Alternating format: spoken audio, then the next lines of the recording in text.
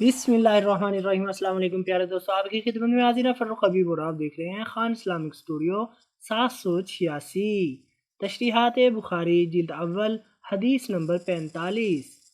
حضرت عمر بن خطاب رضی اللہ عنہ سے مروی ہے کہ ایک یہودی نے ان سے کہا کہ اے امیر المومنین، تمہاری کتاب جس کو تم لوگ پڑھتے ہو اس میں ایک آیت ہے، اگر ہم یہود کے گروہ پر نازل ہوتی تو ہم اس دن کو عید کا دن بناتے۔ فرمایا وہ کون سی آیت ہے؟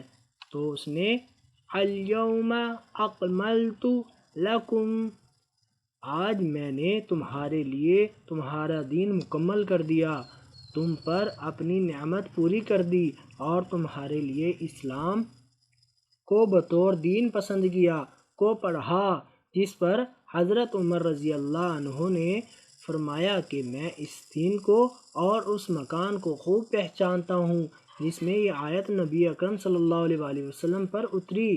آپ صلی اللہ علیہ وآلہ وسلم عرفات میں جمعہ کے دن کھڑے ہوئے تھے، یہ آیت اتری۔ اس کی وضاحت اس طرح کی جاتی ہے کہ تم کیا کہتے ہو، ذرا غور تو کرو، ہمیں سب کچھ معلوم ہے کہ یہ آیت کہاں، کب اور کس مقام پر نازل ہوئی، میدان عرفات میں، جبکہ نبی اکرم صلی اللہ علیہ وآلہ وسلم اپنی ناقہ مبارک پر تشریف فرما تھے، جمعہ کا دن تھا، اس وقت یہ آیت نازل ہوئی۔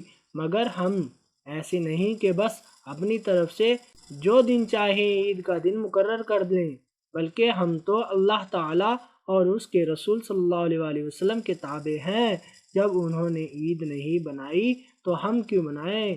پیارے دوستوں، مزید اس طرح کی انفارمیشن کے لیے چینل کو سبسکرائب ضرور کریں اور بیل آئیکن بھی دبا دیں تاکہ ہمارا رابطہ بنے رہے۔ ویڈیوز کو لائک اور شیئر بھی کریں۔